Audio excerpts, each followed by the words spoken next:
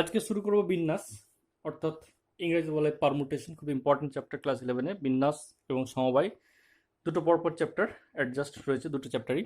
তো সেই বিন্যাস, ইংরেজি বলে পারমুটেশন, খুব ইম্পর্টেন্ট চ্যাপ্টার। এই চ্যাপ্টারটা ক্লাস 12-এ যখন উঠবে তখন প্রবাবিলিটি বলে একটা চ্যাপ্টার রয়েছে, 11-এও রয়েছে ওই চ্যাপ্টারটা।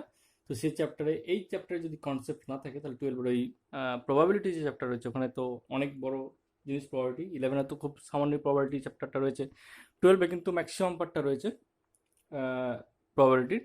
তো সেই প্রবাবিলিটি করতে গেলে বিন্যাস সমবায়ের যে কনসেপ্ট, সেই কনসেপ্ট যদি ক্লিয়ার না থাকে তাহলে কিন্তু তুমি আহ, একেবারেই ওই কি বলে প্রবাবিলিটি অঙ্কগুলো করতে পারবে না। বিন্যাস সমবায় মানে প্রচুর প্রচুর কাজে লাগবে। সেজন্য বিন্যাস সমবায় খুব ভালো করে বুঝতে হবে এবং খুব ভালো করে জানতে হবে। তো বিন্যাস কি, প্রথমে ডেফিনেশনে আসার আগে একটা এক্সাম্পল দিচ্ছি বিন্যাসটা কি ধরনের জিনিস। তো বিন্যাস মানে এক কথায় বলা যেতে পারে বস্তুসমূহের সজ্জা, অ্যারেঞ্জমেন্টস। বিন্যাস মানে এক কথায় বলা যেতে পারে বস্তুসমূহের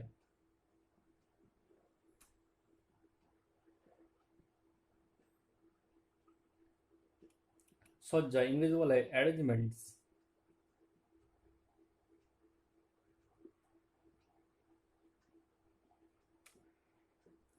অফ সাম এলিমেন্টস,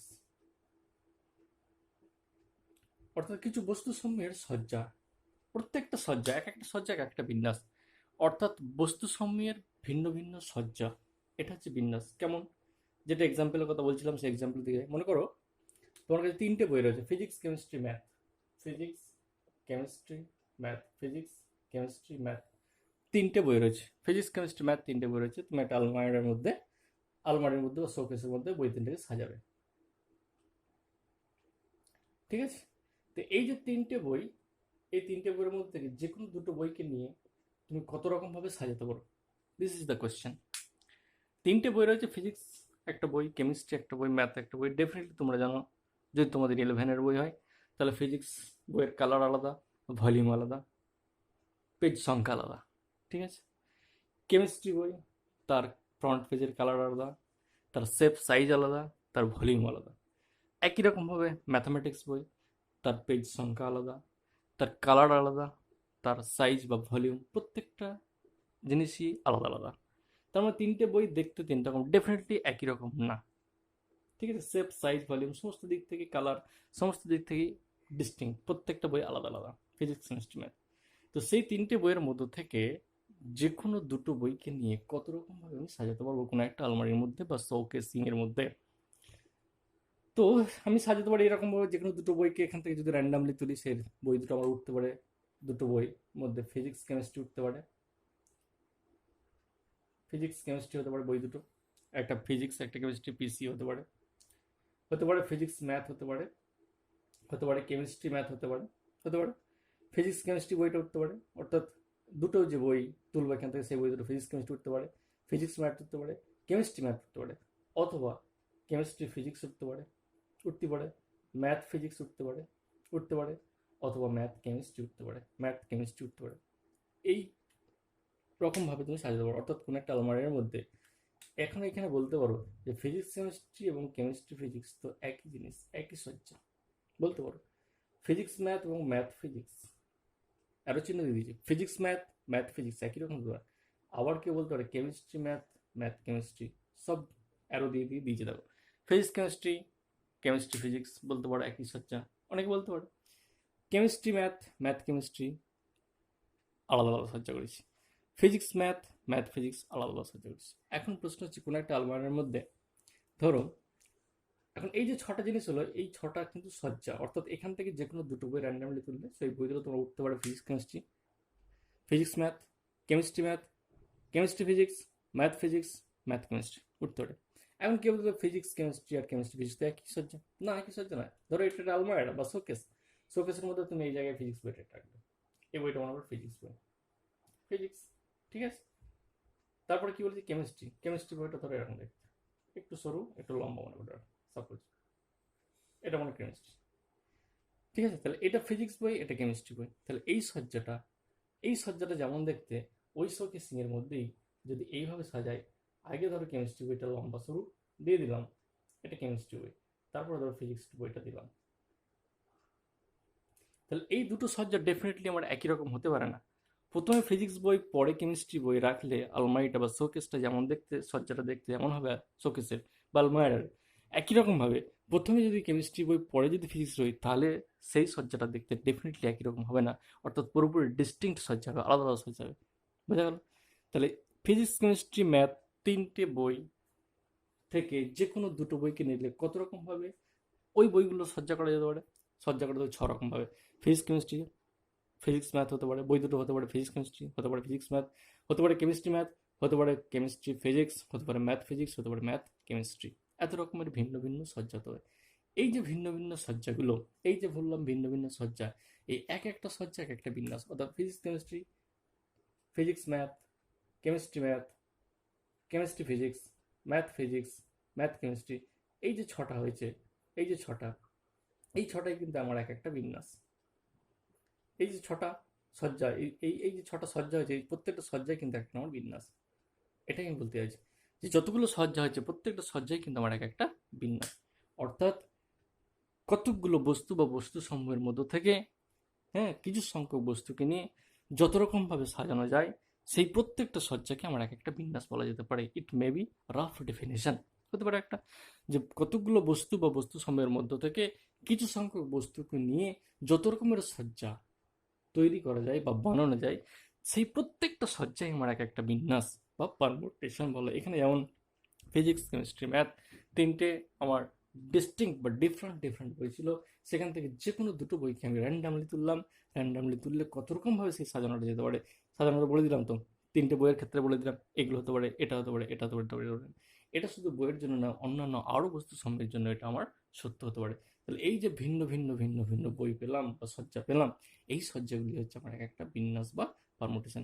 যেটাকে রাফলি বললাম, যে কতগুলো বস্তু বা বস্তু সমূহের মধ্য থেকে কিছু সংখ্যক বস্তুকে যদি র্যান্ডামলি আমি তুলি, তাহলে সেই যে তুলবো, সেই তোলার মধ্য থেকে সেই যত রকমভাবে তোলা যায় বস্তু সমূহগুলোকে, বা যত রকমভাবে তাদের মধ্যে সজ্জা তৈরি করা যায়, প্রত্যেকটা সজ্জা হবে এক একটা বিন্যাস বা পারমুটেশন। এটা গেল ডেফিনেশন। এবার একে একে অন্যান্য পার্টে আসছি। এবার হেডিং দিচ্ছি সংযোজনের মূল নীতি।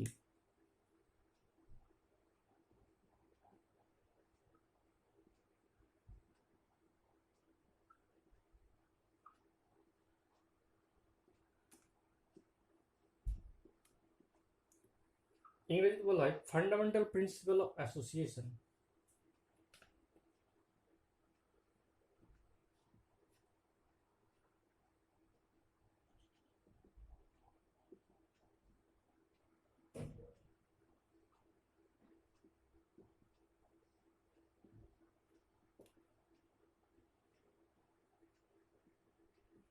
সংযোজনের মূলনীতি ইংরেজিতে বলে ফান্ডামেন্টাল প্রিন্সিপাল অফ অ্যাসোসিয়েশন। কি, আগে বলে দিচ্ছি, পরে ডেফিনেশনটা পরে মানে স্টেটমেন্টটা লিখছি। ফান্ডামেন্টাল প্রিন্সিপাল অফ অ্যাসোসিয়েশন বা সংযোজনের মূলনীতি কি বিন্যাসের ক্ষেত্রে? কোন একটা প্রক্রিয়া এম বিভিন্ন উপায়ে সম্পন্ন হওয়ার পর, কোন একটা প্রসেস, যেমন আগের একটা প্রসেস বললাম, তিনটে বই ছিল, সেখান থেকে যে কোনো দুটো বই নিলে কত রকমের সহজ হয়, এটা একটা প্রক্রিয়া। তো কোনো একটা প্রক্রিয়া, মনে করো এখানে কিছু সংখ্যক বস্তু রয়েছে, ঠিক আছে, সেই বস্তু সমূহের মধ্য থেকে কিছু সংখ্যক বস্তুকে তুললাম। তাহলে এই যে প্রক্রিয়া, এই প্রক্রিয়াটা এম উপায়ে সম্পন্ন হওয়ার পর, মানে এম বিভিন্ন রকমের সজ্জা হলো, এম উপায়ে সম্পন্ন হওয়ার পর,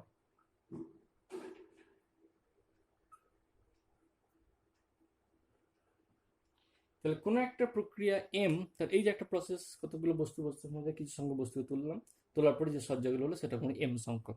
তাহলে কোনো একটা প্রক্রিয়া এম বিভিন্ন উপায়ে সম্পন্ন হওয়ার পর, এম বিভিন্ন উপায়ে সম্পন্ন হওয়ার পর অন্য আরো একটা প্রক্রিয়া, অন্য আর একটা প্রক্রিয়া, ওই বস্তু সমূহেরই অন্য আর একটা প্রক্রিয়া এন বিভিন্ন উপায়ে সম্পন্ন, এই বস্তু সমূহেরই অন্য একটা পদ্ধতিতে, এই বস্তুগুলোরই অন্য আর একটা প্রসেসের মাধ্যমে, অন্য আর একটা প্রসেসের মাধ্যমে কিছু বস্তু তুললাম দিয়ে এন বিভিন্ন উপায়ে সম্পন্ন হলো। এখানে এন বিভিন্ন উপায়ে সম্পন্ন হলো।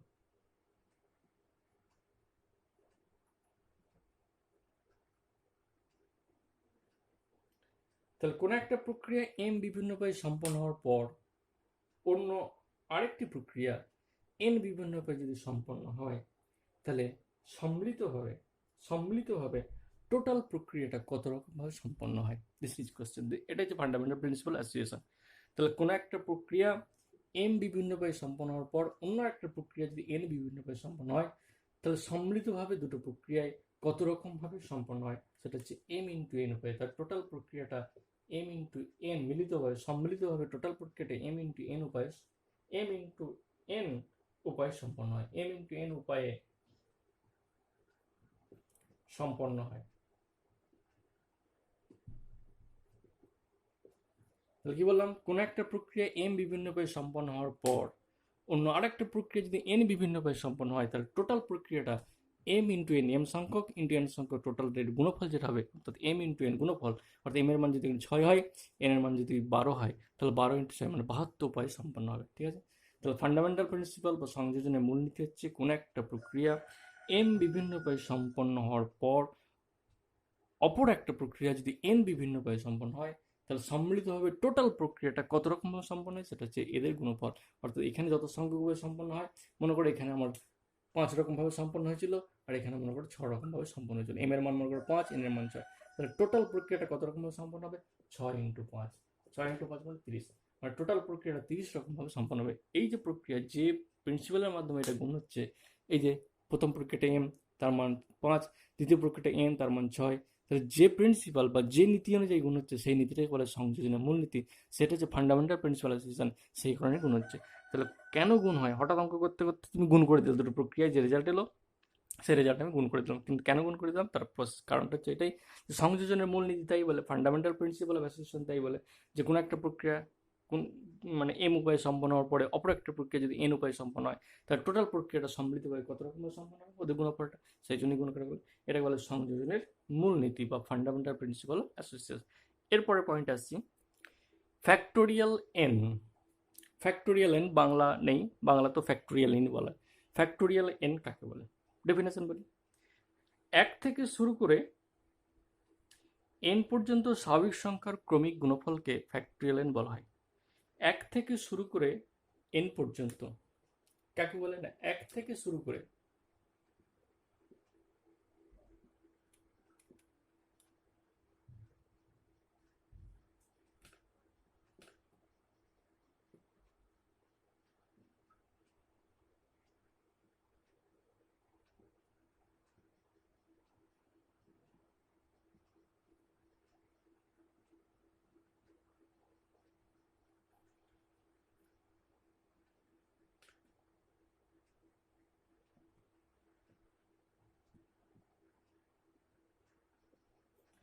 এক থেকে শুরু করে এন সংখ্যক স্বাভাবিক সংখ্যার ক্রমিক গুণফলকে ফ্যাক্টোরিয়াল এন বলে।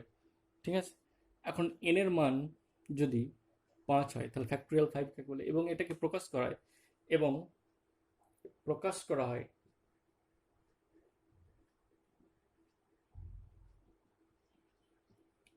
এরকম একটা ফ্যাক্টোরিয়াল এন এই সিম্বলের সাহায্যে, অথবা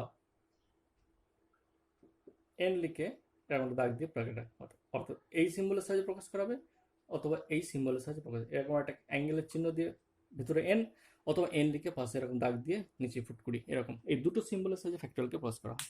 তাহলে এন ফ্যাক্টোরিয়াল মানে কি, ফ্যাক্টোরিয়াল এন বা এন ফ্যাক্টোরিয়াল মানে কি, 1 থেকে শুরু করে এন সংখ্যক স্বাভাবিক সংখ্যার পরপর যে গুণফল, সেই গুণফলটাকে বলা হয় ফ্যাক্টোরিয়াল এন। যেমন প্রকাশ করা হবে সেটাকে বা denoted by n factorial by n. এখন তাহলে একটা এক্সাম্পল, এন এর মান যদি 5 হয়, তাহলে 5 ফ্যাক্টোরিয়াল কাকে বলে,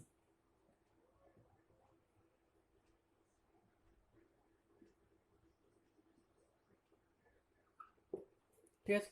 তাহলে 5 ফ্যাক্টোরিয়াল মানে কি, 1 থেকে শুরু করে 5 পর্যন্ত সংখ্যা, স্বাভাবিক সংখ্যা, অবশ্যই সংখ্যাগুলো স্বাভাবিক সংখ্যা হবে, কারণ 1 থেকে 2 এর মধ্যে তো অনেক সংখ্যা রয়েছে যদি বাস্তব সংখ্যা হতো, সেই জন্য বলছি স্বাভাবিক সংখ্যা। তাহলে ফ্যাক্টোরিয়াল 5 মানে 1 থেকে শুরু করে এন সংখ্যক, তাহলে এখানে এন বলতে কত, 5, তাহলে 5 সংখ্যক মানে 5 পর্যন্ত, তাহলে 1 থেকে শুরু করে এন সংখ্যক স্বাভাবিক সংখ্যার পরপর যে গুণফল, 1 গুণিত 2 গুণিত 3 গুণিত 4 গুণিত 5, এটা।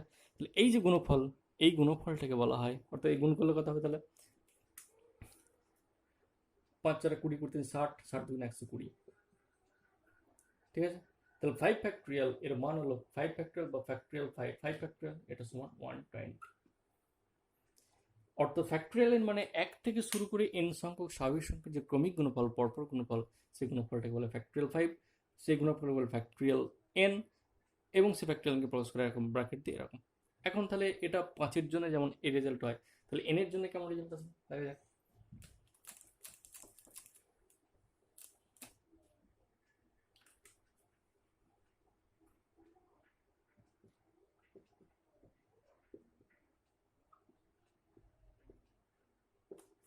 তাহলে এন ফ্যাক্টরিয়াল মানে কি, এক থেকে শুরু করে এন সংখ্যক স্বাভাবিক সংখ্যার ক্রমিক গুণফল। তাহলে প্রথমে ট্যাগ গুণিত 2 গুণিত 3 dot dot dot dot dot up to N minus one into N.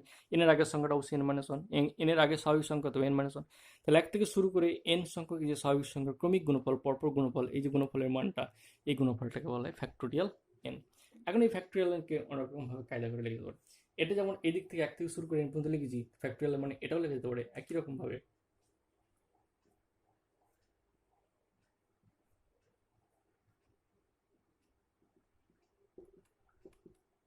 একই জিনিস, অর্থাৎ এন ফ্যাক্টোরিয়াল মানে 1 2 3 up to dot dot dot dot n minus one to n, এটা লেখাও যা।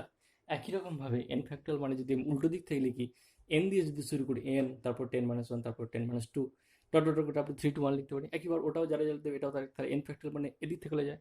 তাহলে এখন সবসময় বেশিরভাগ ক্ষেত্রে অ্যাপ্রোপ্রিয়েট কাজে লাগা হয় এই জিনিসটা, অর্থাৎ এন ফ্যাক্টোরিয়ালের এটা ডেফিনেশনের জন্য এটা কাজে লাগানো। এটা অনলি ফর ডেফিনেশন, এক থেকে শুরু করে এন সঙ্গে স্বাভাবিক সঙ্গে গুণফল, এটা অনলি ফর ডেফিনেশন। এটা ডেফিনেশনের সময় কাজে লাগানো হয়, কিন্তু বাস্তবে প্রয়োগ যখন করবো, ক্যালকুলেশন যখন করবো, তখন কিন্তু এই পার্টটা আমার কাজে লাগে। এই পার্টটা কিন্তু আমার প্রবলেমের জন্য কাজে লাগে, যে কোনো প্রবলেম সলিউশনের জন্য কিন্তু এই পার্টটা কাজে লাগে। এন ফ্যাক্টোরিয়াল মানে এন থেকে শুরু করে নিয়ে কমতে কমতে কমতে কমতে আপ টু কতগুলো স্বাভাবিক সংখ্যা চলে যাবে, 1 পর্যন্ত চলে যাবে। এন থেকে শুরু করে স্বাভাবিক সংখ্যাগুলো কত চলে যাবে, আপ টু 1 পর্যন্ত কমতে কমতে চলে যাবে। এবার এই জায়গা থেকে একটু কায়দা করে ফ্যাক্টোরিয়ালকে আবার এইভাবে লেখা যায়। ধরো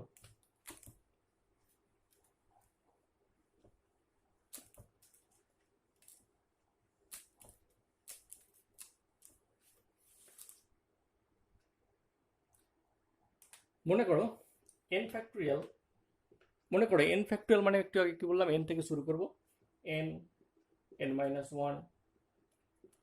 n-2, n-3 dot dot dot dot dot dot 4 3 2 1 দেখা যেতে পারে। এন ফ্যাক্টোরিয়াল মানে কি, n-1 n-2 dot dot dot dot up to 4 3 2 1, তার মানে এক থেকে শুরু করে এন পর্যন্ত।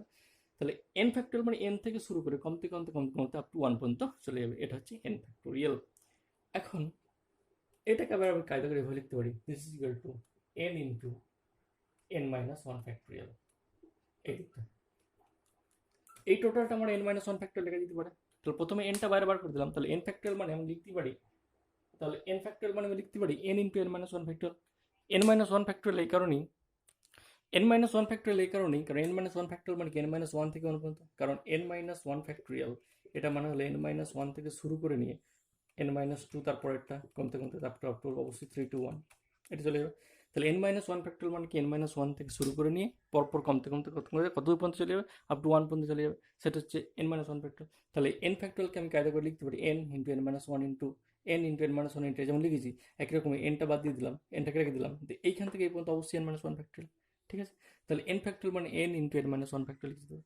আবার কেউ যদি বলে আরও একটু কায়দা করে লিখবো, তাহলে এটা বলে যেতে পারে, এটা সমান n ইন্টু n-1, এই দুটো পার্টকে রাখলাম, অর্থাৎ এনটাকে আর n-1টাকে রেখে দিলাম। তাহলে এইখান থেকে এই পর্যন্ত, এটাকে আমি কি লিখতে পারি, অবশ্যই n-2 ফ্যাক্টর লিখতে পারি। তাহলে আমি আমার অঙ্ক করতে গিয়ে প্রয়োজন অনুযায়ী যেটা খুশি সেটা রাখতে পারি। কখনো এনটাকে n-1 n into n-1 factor করে রাখতে পারি, আবার কখনো প্রয়োজন n-1 ইন্টু n-2 ফ্যাক্টর করতে পারি। একই রকমভাবে এটা যেমন এনের ক্ষেত্রে যেমন সত্য, এটা যে কোনো সংখ্যার ক্ষেত্রে সত্য। যেমন 4 ফ্যাক্টোরিয়াল, এটা সমান 4 3 2 ইন্টু 1 লেখা যেতে পারে। 4 ফ্যাক্টোরিয়ালকে লিখতে পারি 4 3 2 1 একই রকমভাবে। তাহলে এটা সমান 4 ফ্যাক্টোরিয়াল সমান লিখতে 4 ইন্টু 3 ফ্যাক্টোরিয়াল, এটা আমি লিখতে পারি 4 ইন্টু 3 ফ্যাক্টোরিয়াল, কারণ এই 3 2 1 এটা মানে কি 3 ফ্যাক্টোরিয়াল। তাহলে 4 ফ্যাক্টোরিয়ালকে লিখতে পারি 4 ইন্টু 3 ফ্যাক্টোরিয়াল। তাহলে যে কোনো সংখ্যার ক্ষেত্রে এরকম লিখতে পারি 4 ফ্যাক্টোরিয়াল 4 ইন্টু 3 ফ্যাক্টোরিয়াল। আবার মনে করো 15 ফ্যাক্টোরিয়াল 15 ফ্যাক্টোরিয়াল, এটা সমান লিখতে পারি 15 into 14 into 13 factorial into 13 factorial, কারণ 15 তারপরে 14 তারপরে কি 13 থেকে শুরু করে 1 পর্যন্ত আছে, তাহলে সেইটাকে আমি 13 ফ্যাক্টোরিয়াল। এখন যেটা আমার যখন প্রয়োজন হবে, যেমনভাবে প্রয়োজন হবে, সেই ফ্যাক্টোরিয়ালকে ঠিক সেই রকমভাবে অনুরূপভাবে আমি আমার মতো করে লিখে নিতে পারি, যে জায়গায় যেটা প্রয়োজন হবে। অর্থাৎ কখনো যদি আমার শুধুমাত্র ফ্যাক্টোরিয়ালের মানটা নির্ণয় করতে প্রয়োজন, তাহলে সরাসরি ফ্যাক্টোরিয়াল চলে যাবো।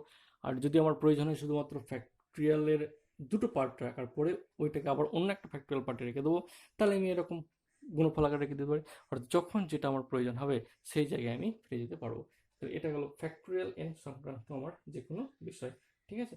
এবারে এটা আরও অন্যান্য সংখ্যার ক্ষেত্রে সত্য, এটা যেমন এন এর ক্ষেত্রে সত্য, পি এর ক্ষেত্রে সত্য হবে, এক্স এর ক্ষেত্রে মানে যেখানে যেমন জিনিস থাকবে সেই জায়গায় শুরু হবে। আবার কখনো কোনো সবসময় যে এন দিয়ে শুরু হবে মানে কোনো কোনো কোথাও দেওয়া আছে সরাসরি এন মাইনাস টু ফ্যাক্টোরিয়াল দিয়ে। ধরো